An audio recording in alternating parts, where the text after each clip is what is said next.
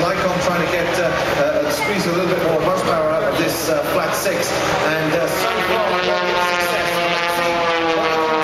He's got 365. That's a nice entry speed.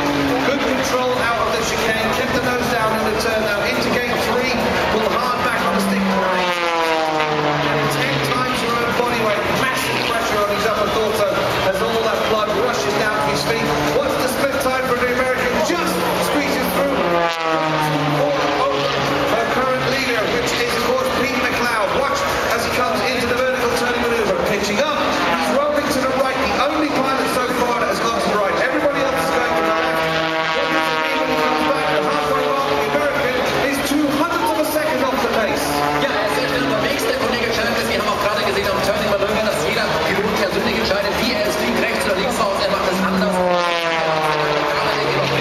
Jetzt ist ja nicht mehr mit dabei und er schlägt sich sauber. Aber wir sind ja hier gerade dabei, auf der Top 12 an den Top 8 an den Super 8 zu machen und die 8 schnellsten kommen nach vorne. Und wenn er es wirklich schaffen möchte, Zeit fliegen, macht er auch Zwischenzeit hier. Da muss er eine Zeit fliegen, die bei 1,15 etwa liegt, sonst kann er nicht dabei sein. Ich drücke die Daumen.